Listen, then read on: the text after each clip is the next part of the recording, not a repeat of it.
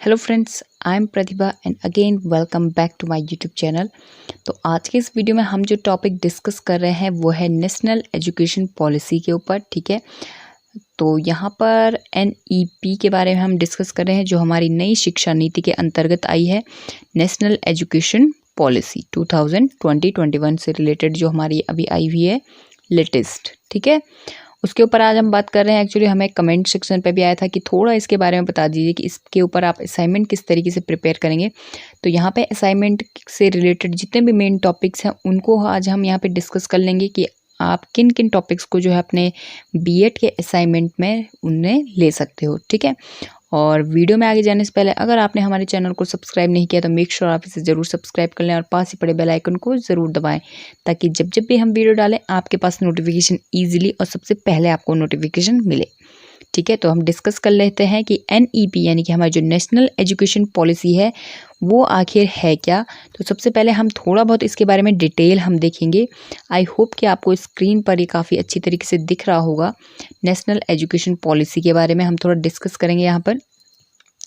तो क्या है कि हाल ही में मानव संसाधन प्रबंधन मंत्रालय ने एजुकेशन पॉलिसी में बदलाव किया है।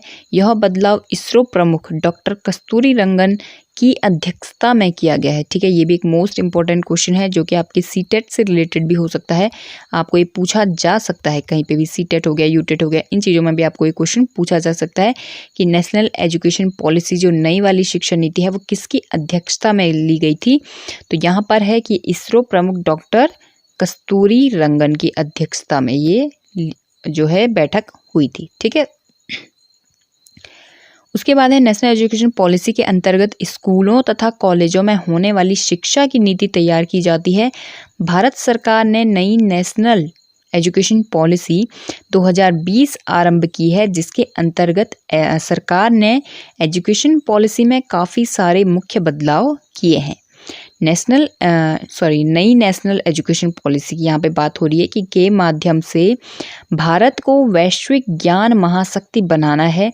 अब मानव संसाधन प्रबंधन मंत्रालय शिक्षा मंत्रालय के नाम से जाना जाएगा। ठीक है, ये भी एक मोस्ट इम्पॉर्टेंट क्वेश्चन है जो कि आपके CTET या फिर UTET में पूछा जा सकता है कि मानव संसाधन प्रबंधन मंत्रालय का अब नाम क्या हो गया है। तो अब उसका नाम हो गया है शिक्षा मंत्रालय। ठीक है, फिर है नेशनल एजुकेशन पॉलिसी के अंतर्गत 2030 तक स्कूली शिक्षा में 100% GIR के साथ पूर्व विद्यालय से माध्यमिक विद्यालय तक शिक्षा का सार्वभौमिककरण किया जाएगा।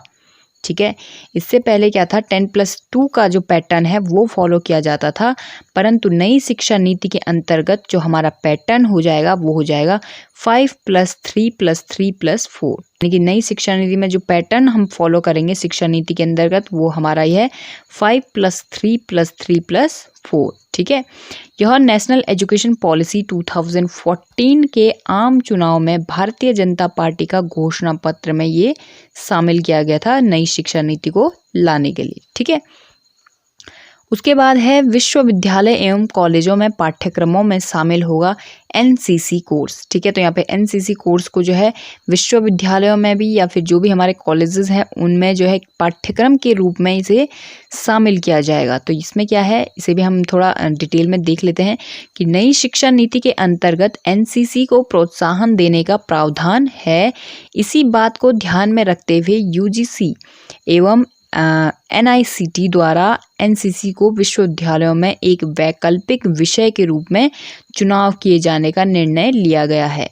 NCC के माध्यम से देश के विद्यार्थी अनुशासित एवं देशभक्त बन पाएंगे। NCC के एक सामान्य वैकल्पिक क्रेडिट पाठ्यक्रम होता है। ठीक है, जिसकी जानकारी NCC निदेशालय के कमांडिंग अफसर द्वारा सभी विश्वविद्यालयों तथा टेक्निकल संस्थानों के कुलपतियों को प्रदान की गई है। इस पाठ्यक्रम के बारे में भी कमांडिंग अफसर द्वारा विस्तृत जानकारी प्रोजेक्शन एवं ब्रीफिंग के द्वारा प्रदान की गई है। तो बेसिकली इसमें वही चीज़ें हैं कि विश्वविद्यालय और कॉलेजों में जो है कि जो पाठ्यक्रम में है वो है NCC कोर्स को शामिल करने का इसमें जो है एक निर्णय लिया गया है हमारी नई शिक्षा नीति के द्वारा। उसके बाद है कि जो इसकी प्रक्रिया होगी कि नेशनल एजुकेशन पॉलिसी कार्यान्वयन की प्रक्रिया की किस तरीके से कार्य करेगा, उसको हम देख लेते हैं कि सन 2020 में यानी कि 2020 में नेशनल एजुकेशन पॉलिसी आरंभ की गई है। नेशनल एजुकेशन पॉलिसी के अंतर्गत कार्यान्वयन की योजना जल्द सरकार द्वारा घोषणा की जाएगी। यह 1968 से 1986 के बाद तीसरी शिक्षा नीति हमारी ये है, ठीक है। जो हमारी नई शिक्षा नीति है, तीसरी नई शिक्षा नीति है। नई शिक्षा नीति के अंतर्गत शिक्षा प्रणाली में कई महत्वपूर्ण बदलाव आएंगे, जैसे कि शिक्षा की विभिन्न धाराओं के बीच पारंपरिक रेखाओं को हटाया जाएगा। नई पीढ़ी के छात्रों को अधिक शिक्षा समग्र प्रदान किया जाएगा। ये चीज़ें इसमें शामिल की गई हैं, जिससे कि छात्रों को बेहतर शिक्षा प्रदान की जा सके। इस शिक्षा नीति को आने वाले 2 दशकों के लिए बनाया गया है।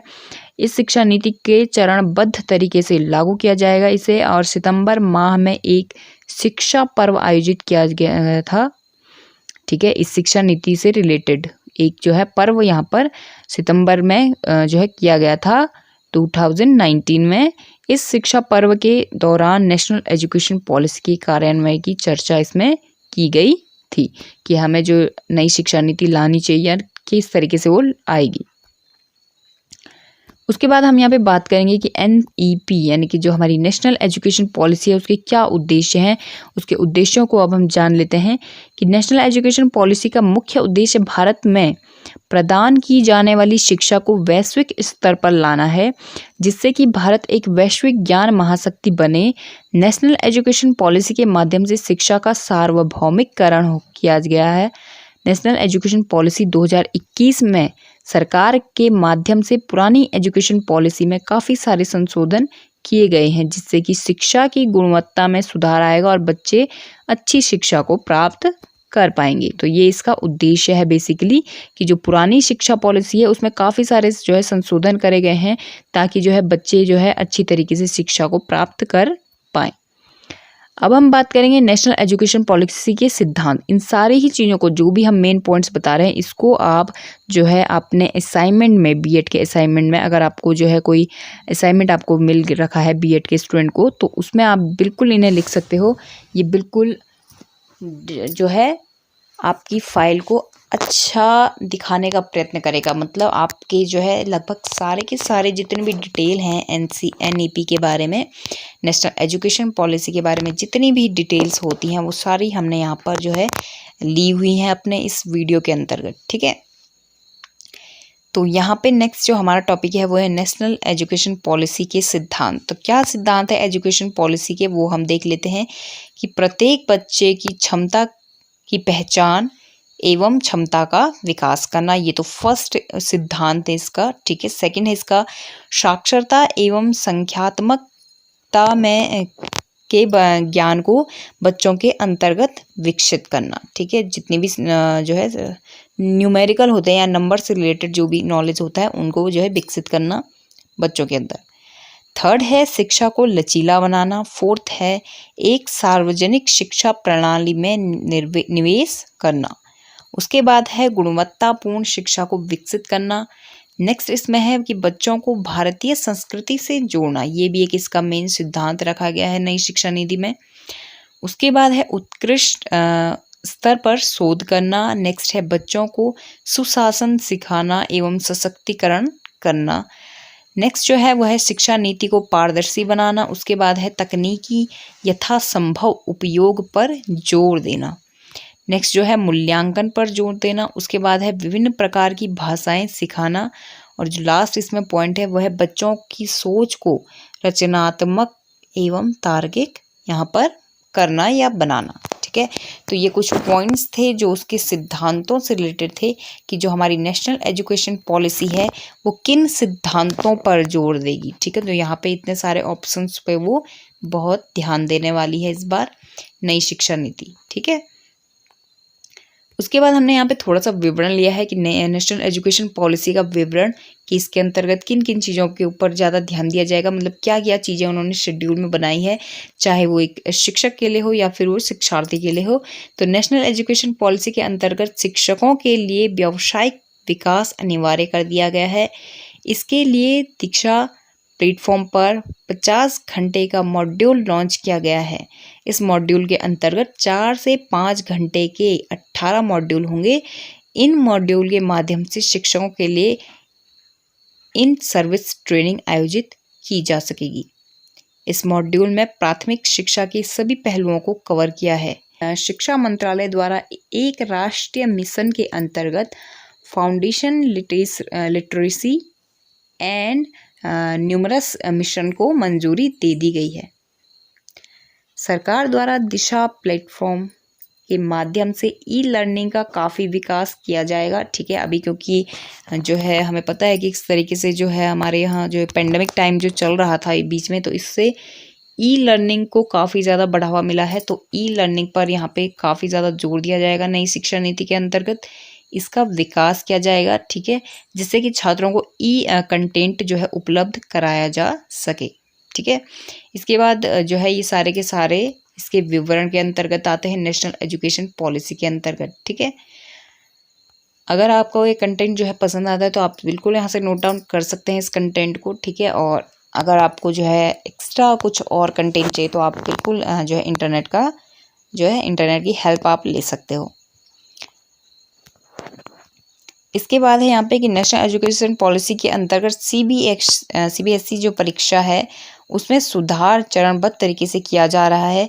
इन सभी सुधारों को 2021 से लागू किया जाएगा। ठीक है, एकेडमिक ईयर 2021-22 से गणित तथा हिंदी, अंग्रेजी तथा संस्कृत 2 स्तरों में पेश की जाएगी। इसके अलावा 10वीं और 12वीं कक्षा के लिए बोर्ड परीक्षा में योगदान आधारित प्रश्नों में वृद्धि इसमें की जाएगी।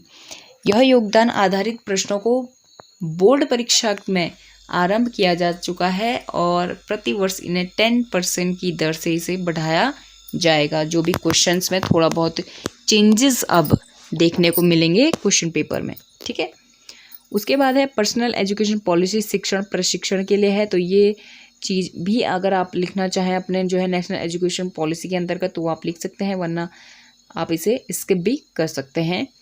उसके बाद आता है यहाँ पे नेशनल एजुकेशन पॉलिसी अब समग्र शिक्षा में प्री प्राइमरी भी शामिल होगी। ठीक है, तो इसमें देख लेते हैं कि इसमें क्या कहना ये चाह रहे हैं कि शिक्षा मंत्रालय स्कूलों में राष्ट्रीय शिक्षा नीति के सफलतापूर्वक कार्यान्वयन कराने में के जो कार्य में उसमें जुटा हुआ है। इसी बीच यह निर्णय लिया गया कि समग्र शिक्षा में अगले वर्ष से प्री प्राइमरी को भी जोड़ा जाएगा। यह एक बहुत बड़ी पहल है। कोरोना काल के चलते स्कूलों में शुरू हुई ऑनलाइन पढ़ाई को भी शिक्षा मंत्रालय द्वारा मजबूती बनाने में इसमें प्रयास किया जा रहा है।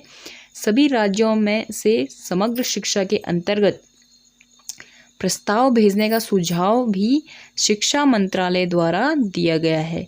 मंगलवार को शिक्षा मंत्रालय द्वारा राष्ट्रीय शिक्षा नीति को लेकर एक उच्च स्तरीय बैठक भी आयोजित की गई थी। तो ये सारा कंटेंट आपको यहाँ पर से लिखने की आवश्यकता नहीं है।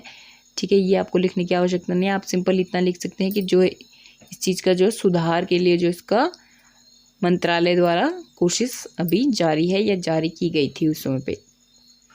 उसके बाद है national education policy, school bag का वजन तथा होमवर्क कम किया जाएगा। इसके अंतर्गत क्या चीज़ें यहाँ पर मेंशन की गई हैं कि नेशनल एजुकेशन पॉलिसी के अंतर्गत कई नए फैसले लिए गए हैं जिससे कि शिक्षा को और बेहतर बनाया जाएगा। ठीक है, इस पॉलिसी के अंतर्गत 1 से कक्षा 10 के बच्चों के लिए स्कूल बैग का वजन उनके वजन का 10% ही होगा। इससे ज़्यादा वजन की किताबें उनके लिए नहीं होनी चाहिए। इसी के साथ नेशनल एजुकेशन पॉलिसी के अंतर्गत व्हील कैरियर बैग लाना बच्चों के लिए मना किया गया है, क्योंकि उससे बच्चों को क्या है चोट लगने का खतरा इसमें हो सकता है।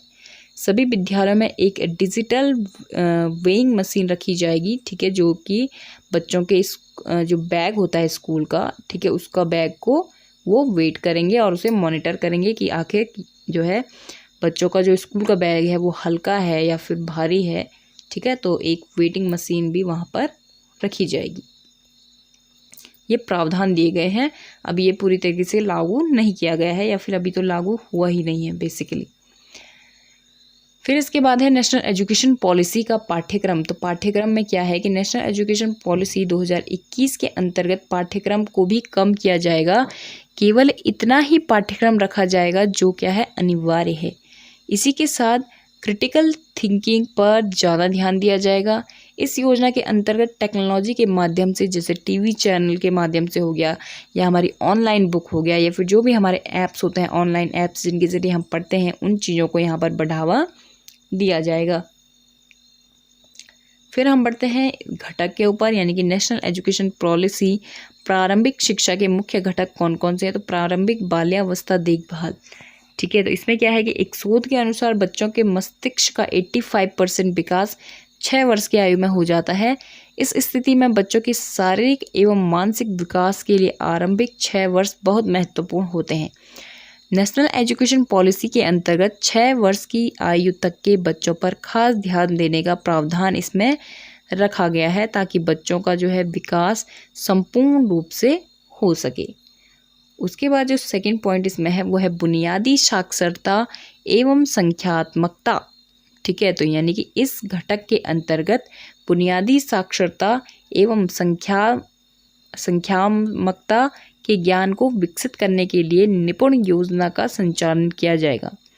इस योजना का पूरा नाम national initiative for processing in reading with understanding and numerous है। इस योजना के माध्यम से आधारभूत साक्षरता एवं संख्यात्मकता का ज्ञान छात्रों को तीसरी कक्षा के अंत में प्रदान किया जाएगा, जिससे वह पढ़ने, लिखने एवं अंकगणित को सीखने की उनमें जो है क्षमता क्या है, विकसित की जा सके, या फिर उनमें जो है इस चीज़ की क्षमता पैदा हो सके।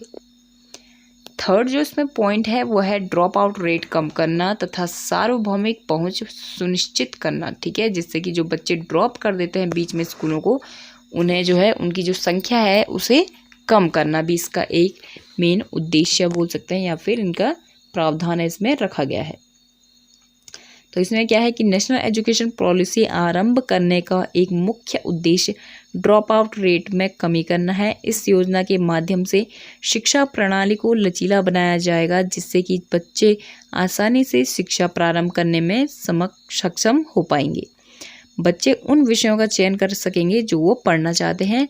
नई शिक्षा नीति के अंतर्गत चुनाव के विकल्प को लचीला बनाया गया है, जिससे कि ड्रॉप आउट रेट में कमी ला सके या फिर कमी आ सके। उसके बाद जो पाठ्यक्रम है वो किस तरीके का होगा, 5+3+3+4, ये चीज़ अभी हमने स्टार्टिंग में भी इसे मेंशन किया था। तो 5+3+3+4 का स्कूली पाठ्यक्रम, यानी कि शिक्षा की रूपरेखा को 5+3+3+4 की स्कूली पाठ्यक्रम में विकसित किया जाएगा, जिसमें 3 से 8, 8 से 11, 11 से 14 और 14 से 18 वर्ष की उम्र के बच्चे शिक्षा प्राप्त कर सकेंगे। इस रूपरेखा के पहले भाग में प्री स्कूल के 3 साल तथा प्राथमिक स्कूल की पहली व दूसरी कक्षा, ठीक है। ये हो गया हमारे 5 तक का। उसके बाद है कक्षा 3 से 5, कक्षा 6 से 8 एवं कक्षा 9 से 12 इसमें शामिल है, ठीक है। यह रूपरेखा विद्यार्थियों का समग्र विकास करने के लिए तैयार की गई है। उसके बाद है नेक्स्ट जो हमारा पॉइंट है वो है कि विशेष प्रतिभा वाले एवं मेधावी विद्यार्थियों को यहाँ पे प्रोत्साहन दिया जाएगा। जाहिर सी बात है, इसका तो इसे ज़्यादा डिटेल में पढ़ने की ज़रूरत नहीं है, क्योंकि प्रोत्साहन देने का मतलब वही है कि जो बच्चे अच्छा कर रहे हैं, जो बच्चे अच्छी तरह से पढ़ रहे हैं, उनको जो है स्कॉलरशिप वगैरह दी जाएगी और उनका अच्छी तरीके से मार्गदर्शन यहाँ पर किया जाएगा। 6 पॉइंट है सभी छात्रों के लिए शिक्षा सुनिश्चित कराना। ये भी वही चीज़ है जो हमारे इससे पहले वाली शिक्षा नीति में भी थी कि 14 वर्ष की आयु तक मुफ्त शिक्षा प्रत्येक बच्चे को प्रदान की जाएगी, ठीक है। उनको जो है शिक्षा के पूरे अवसर उन्हें प्रदान किए जाएंगे। 7 पॉइंट यहाँ पे है स्कूल कॉम्प्लेक्स और या फिर के माध्यम से स्कूल संसाधन, ठीक है। तो इसमें क्या है कि ये इस योजना का संचालन राष्ट्रीय, राज्य, जिला, ब्लॉक एवं स्कूली स्तर पर किया जाता है। नेशनल एजुकेशन पॉलिसी कार्यान्वयन में स्कूल एक महत्वपूर्ण भूमिका यहाँ पर निभाता है। स्कूल के माध्यम से इस शिक्षा या इस योजना का संचालन करके बच्चों को लाभ प्राप्त किया जाता है। स्कूली स्तर पर सभी शिक्षकों को इस पॉलिसी का ज्ञान होना अत्यंत आवश्यक है। ठीक है, उसके बाद जो नेक्स्ट पॉइंट है वो है स्कूली शिक्षा के लिए मानक निर्धारण, यानी कि स्कूलों द्वारा स्कूली शिक्षा नियामक प्रणाली बनाई जाएगी जिसका लक्ष्य शैक्षिक परिमाण को सुधार करना है। इस प्रणाली द्वारा समय समय पर शोध किया जाएगा। इस प्रणाली द्वारा नेशनल एजुकेशन को लागू करने के जो भी तरीके हैं उन पर अध्ययन किया जाएगा और बाद में उसका मूल्यांकन किया जाएगा। ठीक है, उसके बाद हमने यहाँ पे घटक लिया है कि नेशनल एजुकेशन पॉलिसी के जो भी शिक्षा के कुछ घटक हैं वो कौन कौन से हैं। फर्स्ट है इसमें गुणवत्तापूर्ण विश्वविद्यालय एवं महाविद्यालय। ठीक है, तो जी ऐसे ही विश्वविद्यालय ऐसे ही महाविद्यालय जो है होने चाहिए जिनकी गुणवत्ता काफ़ी अच्छी है। सेकंड है यहाँ पे संस्थागत पुनर्गठन एवं और समेकन। ठीक है, थर्ड इसमें है समग्र एवं बहुविषयक शिक्षा होनी चाहिए। ठीक है, उसके बाद है सीखने के लिए सर्वोत्तम वातावरण एवं छात्रों का यहाँ पर सहयोग होना बहुत आवश्यक है। नेक्स्ट इसमें पॉइंट है वो है अध्यापक शिक्षा, यानी कि अध्यापक को भी पूरा का पूरा नॉलेज होना चाहिए। उसे भी बिल्कुल बुनियादी शिक्षा से लेकर उच्च शिक्षा तक वहाँ पर शिक्षकों को तैयार किया जा रहा है। उसके बाद 6 पॉइंट है व्यावसायिक शिक्षा। ठीक है, किसी भी व्यवसाय से रिलेटेड जो शिक्षा है उसे भी छात्रों को या शिक्षकों को पूरी तरीके से उनका नॉलेज होना चाहिए। उसके बाद है कौन कौन सी सुविधाएं हैं नेशनल एजुकेशन पॉलिसी में, कौन कौन सी सुविधाएं हैं। ठीक है, तहत की जाने वाली सुविधाएं कौन सी हैं। फर्स्ट तो इसमें वही है कि मिड डे मील की गुणवत्ता को ठीक करना है। उसके बाद है टाइम टेबल भी ऐसा बनाया जाएगा कि बच्चों का जो बैग है उसका वजन कम हो सके। ठीक है, उसके बाद होमवर्क पर ध्यान दिया जाएगा ताकि होमवर्क बच्चों को ज़्यादा ना मिले। ठीक है, उन्हीं के अकॉर्डिंग मिले, क्लास के अकॉर्डिंग उन्हें होमवर्क मिले। और कक्षा 3, 4 और 5 के बच्चों को प्रत्येक हफ्ते में सिर्फ 2 घंटे का होमवर्क दिया यहाँ पर जाएगा। उसी के बाद जो है ऊपर क्लासेस बढ़ने पर जैसे 6ठी से 8वीं तक के बच्चों को प्रतिदिन 1 घंटा और 9वीं से 12वीं के बच्चों को प्रतिदिन 2 घंटे का होमवर्क यहाँ पर दिया जाएगा। उसके बाद है नेशनल एजुकेशन पॉलिसी 2021 की विशेषताएं। तो कौन कौन सी विशेषताएं हैं इस पॉलिसी की वो अभी हम यहाँ पे देख लेते हैं। कि फर्स्ट है मानव संसाधन प्रबंधन मंत्रालय अब शिक्षा मंत्रालय के नाम से जाना जाएगा। सेकंड यहाँ पे है नेशनल एजुकेशन पॉलिसी के अंतर्गत शिक्षा का सार्वभौमिकरण किया जाएगा जिसमें मेडिकल और लॉ की पढ़ाई शामिल नहीं की गई है। थर्ड इसमें है पहले 10+2 का पैटर्न फॉलो किया जाएगा किया जाता था, परंतु अब जो है कौन सा पैटर्न हम यहाँ पे फॉलो करेंगे 5+3+3+4 वाला, ये पैटर्न अब हम फॉलो करेंगे 12 तक की क्लास के लिए। उसके बाद है फोर्थ है 6ठी कक्षा से व्यावसायिक परीक्षण इंटर्नशिप आरंभ की जाएगी। नेक्स्ट यहाँ पे है 5वीं कक्षा तक शिक्षा मातृभाषा या फिर क्षेत्रीय भाषा में उसे प्रदान की जाएगी। उसके बाद है पहले साइंस, कॉमर्स और आर्ट स्ट्रीम होती थी, परंतु अब क्या है इस नई शिक्षा नीति में ऐसी कोई भी स्ट्रीम नहीं रखी जाएगी। जो बच्चा किसी भी सब्जेक्ट को जो है पढ़ना चाहता है वो कोई सा भी सब्जेक्ट लेकर के उसे पढ़ सकता है या अपनी पढ़ाई को पूरा कर सकता है। अब ऐसा नहीं है कि साइंस में आपको फिजिक्स, केमिस्ट्री, मैथ इन तीनों को लेने की आवश्यकता है, ऐसा कुछ नहीं है। अगर आपको सिर्फ फिजिक्स में इंटरेस्ट है तो आप फिजिक्स भी ले सकते हो, उसके साथ आप ड्राइंग भी ले सकते हो, आप सिंगिंग ले सकते हो। तो ये आप पर डिपेंड करता है या फिर बच्चे पर डिपेंड करता है कि वो क्या चीज़ पढ़ना चाह रहा है। नेक्स्ट पॉइंट यहाँ पे है कि छात्रों को 6ठी कक्षा से ही कोडिंग सिखाई जाएगी। फिर है उसके बाद सभी स्कूल डिजिटल हो जाएंगे, यानी कि डिजिटलीकरण उनका किया जाएगा। उसके बाद है सभी प्रकार के कंटेंट को क्षेत्रीय भाषा में ट्रांसलेट किया जाएगा। जितने भी लर्निंग है अगर उस इंग्लिश में है तो उन्हें उनकी क्षेत्रीय भाषा में भी उन्हें ट्रांसलेट किया जाएगा। उसके बाद है वर्चुअल लैब डेवलप किए जाएंगे। ठीक है, वर्चुअल लैब। उसके बाद है नेशनल एजुकेशन पॉलिसी 2021 की मुख्य बातें। ठीक है, मुख्य बातें कौन कौन सी हैं यहाँ पे फर्स्ट देख लेते हैं। उच्च शिक्षा के लिए उपयुक्त प्रमाणीकरण के साथ कई प्रविष्टियां एवं निकास बिंदु यहाँ पर होंगे। सेकंड है स्नातक कोर्स 3 या 4 साल के हो सकते हैं जिसमें जो है कई सारे एग्जिट ऑप्शन यहाँ पे रखे गए हैं। अब ऐसा नहीं है कि आपकी जो ग्रेजुएशन है वो 3 ही साल में कंप्लीट होगी, आप पर डिपेंड करता है। अगर आप 1 साल में उसे कंप्लीट करना चाहते हो तो आपको उसका 1 साल का डिप्लोमा मिलेगा, 1 साल का आपको सर्टिफिकेट उसका दिया जाएगा, 2 साल में उसको आपको डिप्लोमा दिया जाएगा, 3 साल में आपको डिग्री दी जाएगी और ऐसे ही 4 साल में आपको जो है उसके रिसर्च या बैचलर की आपको डिग्री मिल जाएगी। थर्ड पॉइंट्स में है एकेडमिक बैंक ऑफ क्रेडिट का गठन किया जाएगा, जिसमें छात्रों द्वारा अर्जित किया गया डिजिटल एकेडमिक क्रेडिट हो विभिन्न उच्च शिक्षा संस्थानों के माध्यम से संग्रहित किया जाएगा। ठीक है, इसके बाद है फोर्थ पॉइंट, ई लर्निंग पर जोर दिया जाएगा, पुस्तकों पर निर्भरता जो है उसे कम करने के लिए। उसके बाद है राष्ट्रीय परीक्षण एजेंसी उच्च शिक्षा संस्थानों में प्रवेश के लिए सामान्य प्रवेश परीक्षा की यहाँ पर पेशकश की जाएगी। नेक्स्ट है 2030 तक हर जिले में कम से कम एक बड़ी बहुविषयक उच्च शिक्षा संस्थान का यहाँ पर निर्माण किया जाएगा। 2040 तक उच्च शिक्षा संस्थानों को बहुविषय संस्थान बनाने का लक्ष्य यहाँ पर रखा गया है। उसके बाद है भारतीय उच्च शिक्षा आयोग संपूर्ण उच्च शिक्षा के लिए एकमात्र निकाय होगा।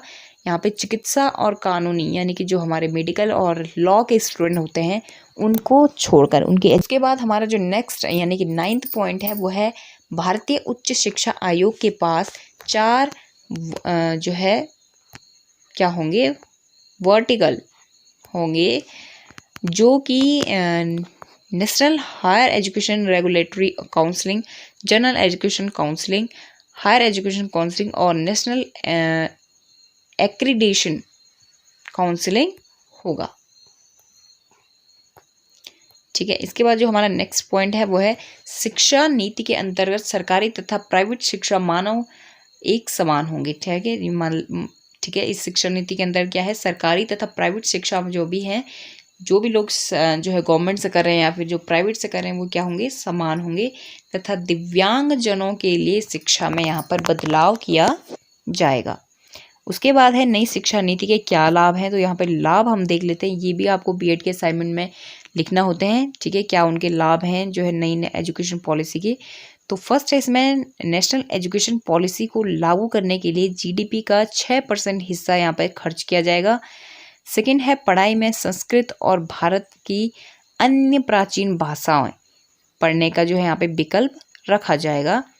ठीक है, थर्ड पॉइंट इसमें है बोर्ड परीक्षा में बदलाव किया जाएगा। फोर्थ है इसमें पढ़ाई को आसान बनाने के लिए और आर्टिफिशियल इंटेलिजेंस सॉफ्टवेयर का यहाँ पर इस्तेमाल किया जाएगा।